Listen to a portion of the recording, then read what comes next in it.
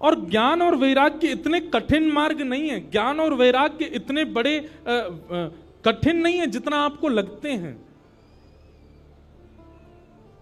ज्ञान का मतलब बहुत स्पष्ट है, सही और गलत की पहचान को ही ज्ञान कहते हैं। ज्ञान का मतलब बहुत नॉलेज ले लेना नहीं होता, बस सही और गलत क्या है इतना विवेक बुद्धि आ जाना, इसी को ज्ञान कहते हैं। और वैराग्य का मतलब सब छोड़ देना नहीं होता, वैराग्य का मतलब सबसे विरक्त हो जाना नहीं होता, वैराग्य का मतलब सबके बीच रहते हुए भी उसके प्रति आसक्ति ना होना, उसको वैराग्य कहते हैं। हम कथा वक्ता हैं, हम सब जगह जाते हैं, हर प्रकार के लोगों से मिलते हैं, हर प्रकार की वस्तु, हर प्रकार का भोग हमारे सामने आता है, पर उसके प्रति इच्छा ना होना, इसी को वैराग्य कहते हैं। विदेश भी जाते हैं, सब जगह घूमते हैं, जो एक भोगी व्यक्ति, संसारी व्यक्ति कर सकता है वो सब हमारे सामने भी प्रस्तुत होता है, पर सामने प्रस्तुत होते हुए भी उसको ना करना, यही वैराग्य। सूरदास जी की पंक्ति में हर कथा में गाता हूं, तजोरे मन हरि विमुखन को संग, जाके संग कुमति उपजत है, जाके संग कुमति उपजत है, पड़त भजन में भंग, हाँ पड़त भजन में भंग, तजोरे मन हरि विमुखन को संग, तजोरे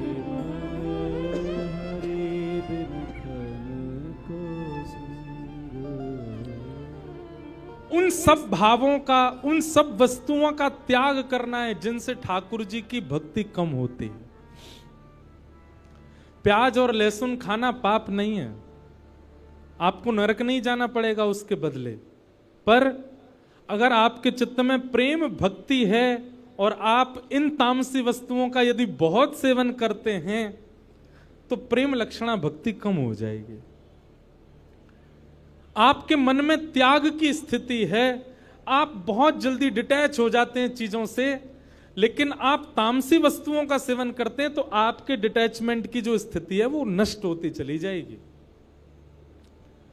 साधक स्थिति, भक्त स्थिति हमारी कम होती है इन सब वस्तुओं के सेवन, इसलिए उसको मना किया गया।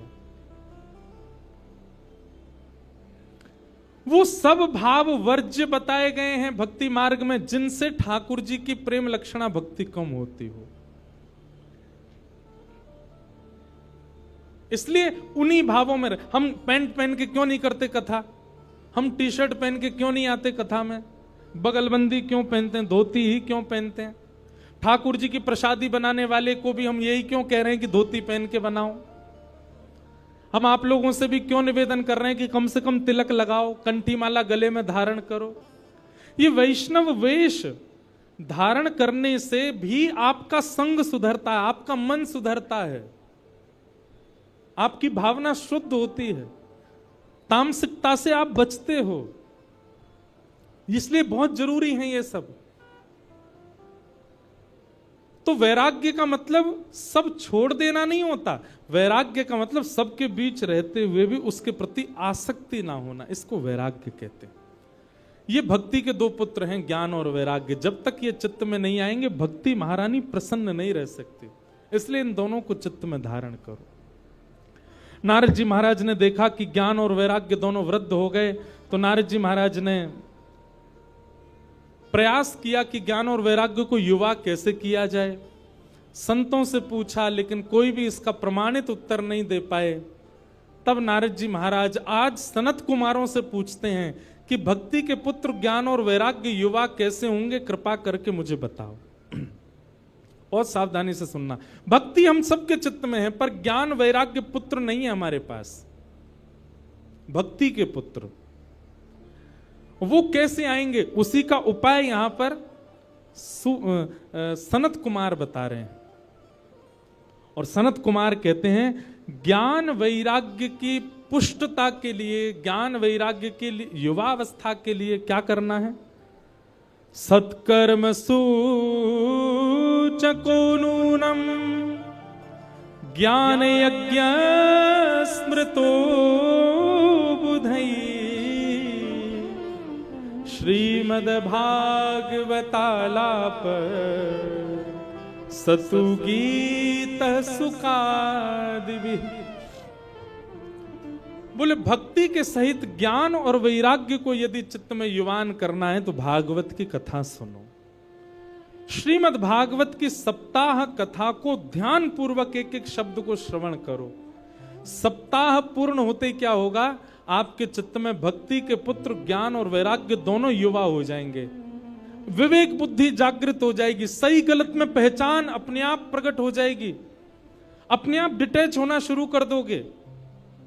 देखिए, डिटैचमेंट का मतलब केवल किसी वस्तु, व्यंजन, व्यक्ति से दूर हो जाना नहीं होता। डिटैचमेंट का मतलब और क्या होता है? विरक्ति का मतलब और क्या होता है? आपके घर में कुछ ऐसी वारदात हो गई, भगवान ना करे कुछ हो, ऐसा कुछ हो गया जिसके कारण आप बहुत विचलित हो गए। विचलित आप कब होगे? परेशान आप कब होगे? जब आपके चित्त में विरक्ति नहीं होगी।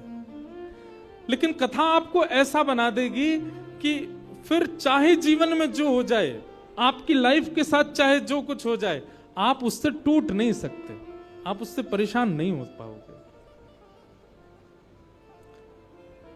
व्यक्ति टूट जाता है, गिर जाता है, बिखर जाता है और फिर कोसता है ठाकुर जी को, मेरे साथ ये क्या हो गया। ये वही व्यक्ति करता है जो आध्यात्मिक नहीं है।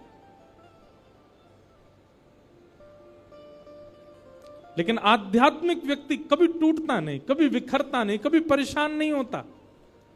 वो अपनी जीवन में आने वाली परिस्थितियों से जूझना सीख जाता है और ये भागवती सिखाती है उसको।